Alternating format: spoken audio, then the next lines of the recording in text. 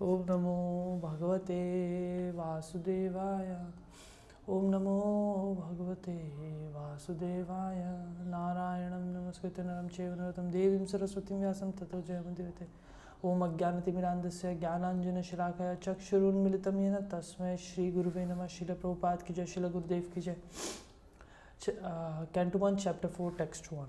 Srila Vyasadeva said, on hearing Suta Goswami speak thus, Shaunaka Muni, who was the elderly learned leader of all the rishis engaged in the prolonged sacrificial ceremony, congratulated Suta Goswami by addressing him as follows. Srila Prabhupada's purport. In a meeting of learned men, when there are congratulations or addresses for the speaker, the qualification of the congratulator should be as follows. He must be the leader of the house and an elderly man. He must be vastly learned also.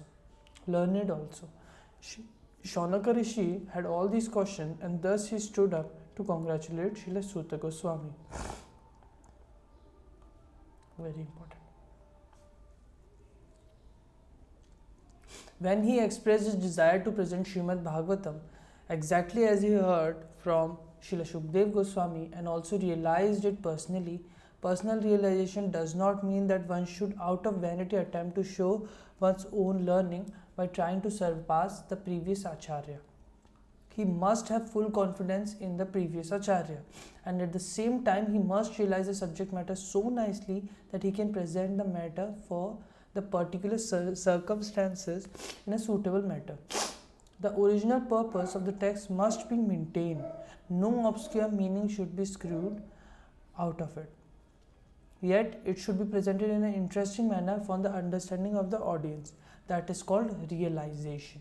The leader of the assembly, Shaunaka, could estimate the value of the speaker, Srila Suta Goswami, simply by uttering Yathaditam and Yathamati, and therefore he was very glad to congratulate him in ecstasy.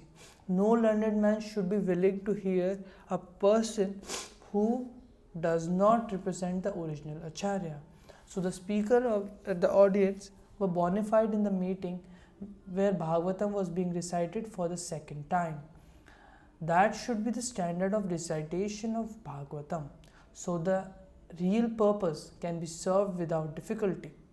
Unless this situation is created, Bhagavatam recitation for extraneous purposes is useless labor both for speaker and the audience.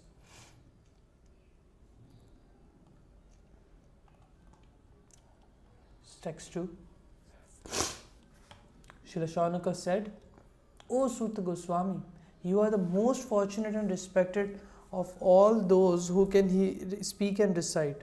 Please relate the pious message of Srimad Bhagwatam, which was spoken by the great powerful sage Srila Shukdev Goswami. Srila Prabhupada's purport. Srila Suta Goswami is twice addressed herein by Shaunaka Goswami out of great joy because he and the members of the assembly were eager to hear the text of Bhagavatam uttered by Srila Shukdev Goswami. They were not interested in hearing it from a bogus person who would interpret in his own way to suit his own purpose. Generally, the so-called Bhagavatam reciters are either professional readers or so-called learned impersonalists who cannot enter into the transcendental personal activities of the Supreme Person. Such impersonalists twist some meanings of Bhagavatam to suit and support impersonalist views, and the professional readers at once go to the 10th canto to misexplain the most confidential part of the Lord's pastimes. Neither of these reciters are bona fide persons to recite Bhagavatam. Only one who is prepared to present Bhagavatam in the light of Srila Shukdev Goswami, and only those who are prepared to hear Shukdev Goswami and his representative are bona fide participants in the transcendental discussion of Srimad Bhagavatam. Text 3. In what period and what place was this first begin, and why was this taken up? From where did Krishna, Dwapara and Vyasa, the great sage, get inspiration to compile this literature? Purport. Because Srimad Bhagavatam is a special contribution of Srila Vyasadeva, there are so many inquiries by the learned Shaunaka Muni. It was known to them that Srila Vyasadeva had already explained the text of the Vedas in various ways, up to the Mahabharata. For the understanding of less intelligent women, Shudras, and fallen members of the family of twice born men. Srimad Bhagwatam is transcendental to all of them because it has nothing to do with anything mundane. So the inquiries are very intelligent and relevant. Text 4. His Vyasadev's son was a great devotee and equibalanced monist whose mind was always concentrated in monism. He was transcendental to mundane activities, but being unexposed, he appeared like an ignorant person. Purport. Srila Shukdev Goswami was a liberated soul, and thus he remained always alert, not to be trapped by the illusory energy. In the Bhagavad Gita, this alertness is very lucidly explained.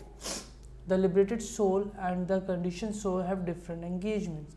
The liberated soul is always engaged in the progressive path of spiritual attainment, which is something like a dream for the conditioned soul.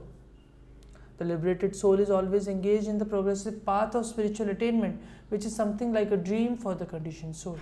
The conditioned soul cannot imagine the actual engagements of the liberated soul. While the conditioned soul thus dreams about spiritual engagements, the liberated soul is awake. Similarly, the engagement of the conditioned soul appears to be a dream for the liberated soul. A conditioned soul and a liberated soul may apparently be on the same platform, but factually they are differently engaged and their attention is always alert, either in sense enjoyment or in self-realization. The conditioned soul is absorbed in matter, whereas the liberated soul is completely indifferent to matter. This indifference is explained as follows. Text 5. While Srila Vyasadeva was following his son, beautiful young damsels who were bathing naked covered their bodies with cloth, although Sri Vyasadeva himself was not naked. But they had not done so when his son had passed. The sage inquired about this, and the young ladies replied that his son was purified and when looking at them made no distinction between male and female, but the sage made such distinctions. Srila Prabhupada's purport. In Bhagavad Gita 5.18, it is said that learned sages look equally or learned at gentle Brahmana, a Chandala, a dog, or a cow due to his spiritual vision. Srila Shukdev Goswami attained that stage. Thus, he did not see male or female. He saw all living entities in different dresses. The ladies who were bathing could not understand the mind of man simply by studying his demeanor. The ladies who were bathing could understand the mind of a man who by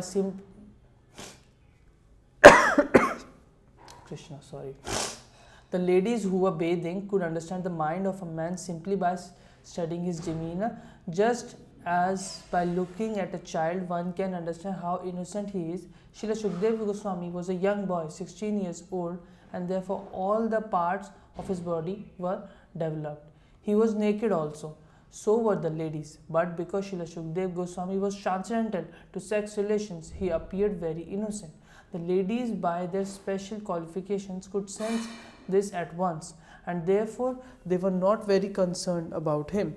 But when his father passed, the ladies quickly dressed. The ladies were exactly like his children or grandchildren, yet they reacted to the presence of Srila Vyasadeva according to social custom, because Srila Vyasadeva played the part of a householder. A householder has to distinguish between a male and female, otherwise he cannot be a householder. One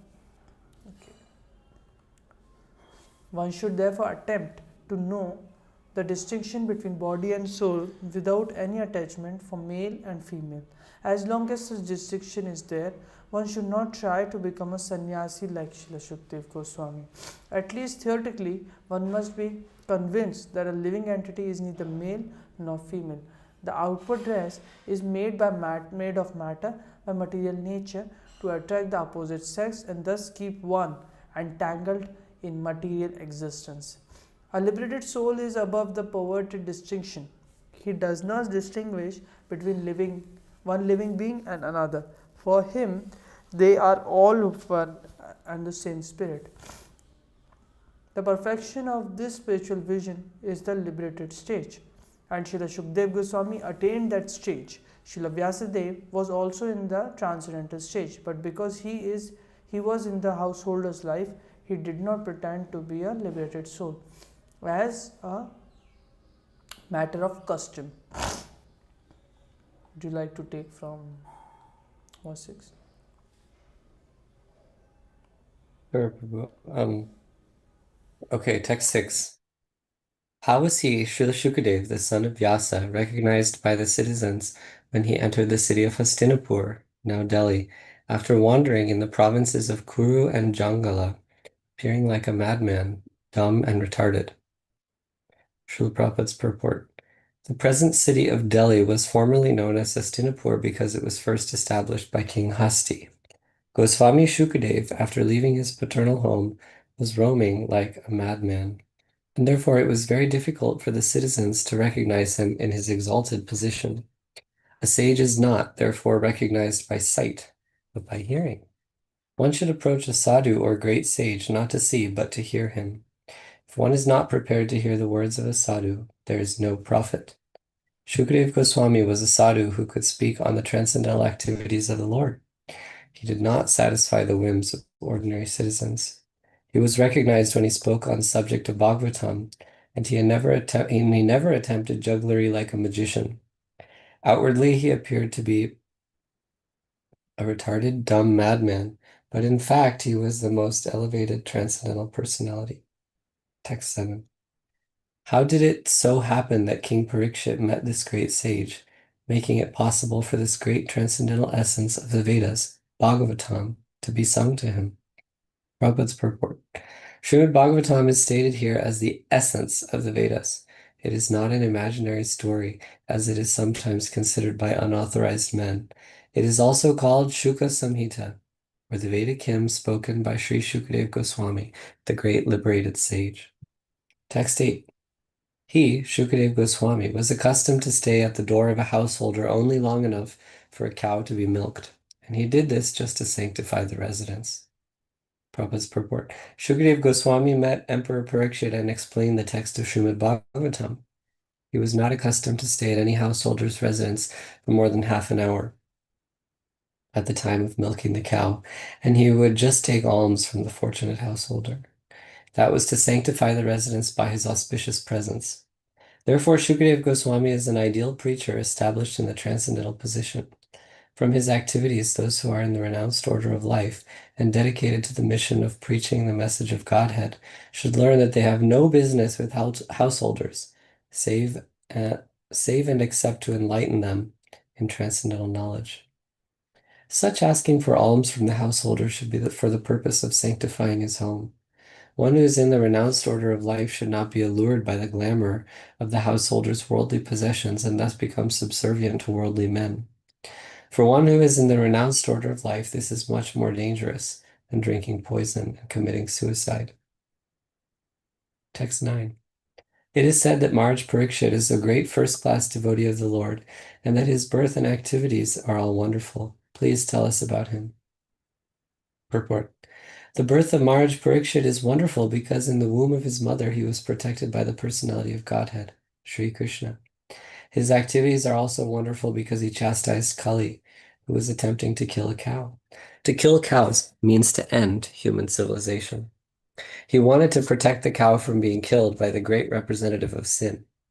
His death is also wonderful because he got previous notice of his death, which is wonderful for any mortal being, and thus he prepared himself for passing away by sitting down on the bank of the Ganga and hearing the transcendental activities of the Lord.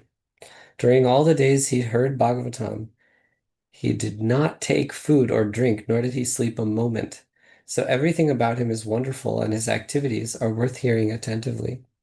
The desire is expressed herein to hear about him in detail. Text 10. He was a great emperor and possessed all the opulences of his acquired kingdom. He was so exalted that he was increasing the prestige of the Pandu dynasty. Why did he give up everything to sit down on the bank of the Ganga and fast until death? Purport. Maharaj Parikshit was the emperor of the world and all the seas and oceans, and he did not have to take the trouble to acquire such a kingdom by his own effort. He inherited it from his grandfathers Maharaj Yudhishthir and brothers. Besides that, he was doing well in the administration and was worthy of the good names of his forefathers. Consequently, there was nothing undesirable in his opulence and administration. Then why should he give up all these favorable circumstances and sit down on the bank of the Ganges, fasting till death? This is astonishing, and therefore all were eager to know the cause. Text 11. He was such a great emperor that all his enemies would come and bow down at his feet and surrender all their wealth for their own benefit. He was full of youth and strength, and he possessed kingly opulences that were difficult to give up. Why did he want to give up everything, including his life? Prabhupada's purport. There was nothing undesirable in his life. He was quite a young man and could enjoy life with power and opulence, so there was no question of retiring from active life. There was no difficulty in collecting the state taxes because he was so powerful and chivalrous that even his enemies would come to him and bow down at his feet and surrender all wealth for their own benefit. Maharaj Parikshit was a pious king. He conquered his enemies, and therefore the kingdom was full of prosperity. There was enough milk, grains, and metals, and all the rivers and mountains were full of potency. So materially, everything was satisfactory. Therefore, there was no question of untimely giving up his kingdom and life. The sages were eager to hear about all this. Text 12. Those who are devoted to the cause of the personality of Godhead live only for the welfare, development, and happiness of others. They do not live for any selfish interest. So even though the emperor Parikshit was free from all attachment to worldly possessions, how could he give up his mortal body, which was the shelter for others? Purport. Parikshit Maharaj was an ideal king and householder because he was a devotee of the personality of Godhead. A devotee of the Lord automatically has all good qualifications, and the emperor was a typical example of this. Personally, he had no attachment for all the worldly opulences in his possession, but since he was king for the all-around welfare of his citizens, he was always busy in the welfare work of the public, not only for this life, but also for the next. He would not allow slaughterhouses or killing of cows. He was not a foolish and partial administrator who would arrange for the protection of one living being and allow another to be killed. Because he was a devotee of the Lord, he knew perfectly well how to conduct his administration for everyone's happiness, men, animals, plants, and all living creatures. He was not selfishly interested. Selfishness is either self-centered or self-extended. He was neither. His interest was to please the Supreme Truth, the personality of Godhead. The king is the representative of the Supreme Lord, and therefore the king's interest must be identical with that of the Supreme Lord. The Supreme Lord wants all living beings to be obedient to him and thereby become happy. Therefore, the king's interest is to guide all subjects back to the kingdom of God. Hence, the activities of the citizens should be so coordinated that they can at the end go back home, back to Godhead. Under the administration of a representative king, the kingdom is full of opulence. At that time, human beings need not eat animals. There are ample food grains, milk, fruit, and vegetables, so that the human beings as well as the animals can eat sumptuously and to their heart's content. If all living beings are satisfied with food and shelter and obey the prescribed rules, there cannot be any disturbance between one living being and another. Emperor Parikshit was a worthy king, and therefore all were happy during his reign. Text 13. We know that you are expert in the meaning of all subjects, except some portions of the Vedas, and thus you can clearly explain the answers to all the questions we have just put to you. Purport. The difference between the Vedas and the Puranas is like that between the Brahmanas and the Parivrajakas. The Brahmanas are meant to administer some fruitive sacrifices mentioned in the Vedas, but the Parivrajakacharyas, or learned preachers, are meant to disseminate transcendental knowledge to one and all. As such, the Parivrajakacharyas are not always expert in pronouncing the Vedic mantras, which are practiced systematically by accent and meter by the Brahmanas, who are meant for administering Vedic rites. Yet it should not be considered that the Brahmanas are more important than the itinerant preachers. They are one and different simultaneously because they are meant for the same end in different ways. There is no difference but also between the Vedic mantras and what is explained in the Puranas and Itihasas. According to Srila Jiva Goswami, it is mentioned in the Madhyandina Shruti that all the Vedas, namely the Sama, Atharva, Rig, Yajur, Puranas, Itihasas, Upanishads, etc., are emanations from the breathing of the Supreme Being. The only difference is that the Vedic mantras are mostly begun with the pranav Omkara, and it requires some training to practice the metric pronunciation of the Vedic mantras. But that does not mean that Srimad Bhagwatam is of less importance than the Vedic mantras. On the contrary, it is the ripened fruit of all the Vedas, as stated before. Besides that, the most perfectly liberated soul, Srila Shukadeva Goswami, is absorbed in the studies of the Bhagavatam, although he's already self-realized. Srila Sutta Goswami is following his footsteps, and therefore his position is not the least less important because he was not expert in chanting Vedic mantras with metric pronunciation, which depends more on practice than actual realization. Realization is more important than parrot-like chanting. Text 14. Sutta Goswami said, when the second millennium overlapped the third, the great sage Vyasadeva was born to Parashar in the womb of Satyavati, the daughter of Vasu. Purport. There is a chronological order of the four millenniums, namely Satya, Dvapar, Treta, and Kali, but sometimes there is overlapping. During the regime of Vaivasvata Manu, there was an overlapping of the 28th round of the four millenniums, and the third millennium appeared prior to the second. In that particular millennium, Lord Sri Krishna also descends, and because of this, there was some particular alteration. The mother of the great sage was Satyavati, the daughter of the Vasu fisherman, and the father of was the great Parashar Muni. That is the history of Vyasadev's birth. Every millennium is divided into 3 periods, and each period is called a Sandhya. Vyasadeva appeared in the third Sandhya of that particular age. Text 15. Once upon a time, he, Vyasadeva, as the sun rose, took his morning ablution in the waters of the Sarasvati and sat alone to concentrate. The river Sarasvati is flowing in the Badrikashram area of the Himalayas. So the place indicated here is Shamyapras in Badrikashram, where Sri Vyasadeva is residing. Text 16. The great sage Vyasadeva saw anomalies in the duties of the millennium. This happens on the earth in different ages due to unforeseen force of time. Purport. The great sages like Vyasadeva are liberated souls, and therefore they can see clearly past and future.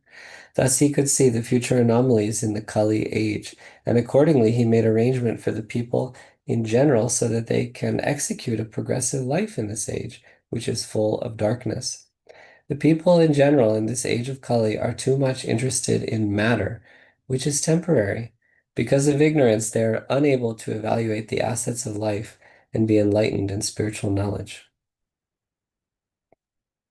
The great sage, who was fully equipped in knowledge, could see through his transcendental vision the deterioration of everything material due to the influence of the age. He could also see that the faithless people in general would be reduced in duration of life and would be impatient due to lack of goodness. Thus he contemplated for the welfare of men in all statuses and orders of life. Purport.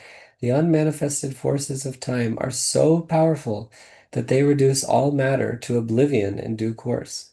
In Kali Yuga, the last millennium of a round of 4 millenniums, the power of all material objects deteriorates by the influence of time. In this age, the duration of the material body of the people in general is much reduced, and so is the memory. The action of matter has also not so much incentive. The land does not produce food grains in the same proportions as it did in other ages. The cow does not give as much milk as it used to give formerly. The production of vegetables and fruits is less than before. As such, all living beings, both men and animals, do not have sumptuous, nourishing food. Due to want of so many necessities of life, naturally the duration of life is reduced. The memory is short, intelligence is meager, mutual dealings are full of hypocrisy, and so on. The great sage Vyasadeva could see this by his transcendental vision. As an astrologer can see the future fate of a man, or an astronomer can foretell the solar and lunar eclipses, those liberated souls who can see through the scriptures can foretell the future of all mankind. They can see this due to their sharp vision of spiritual attainment. And all such transcendentalists who are naturally devotees of the Lord are always eager to render welfare service to the people in general. They are the real friends of the people in general, not the so-called public leaders who are unable to see what is going to happen 5 minutes ahead.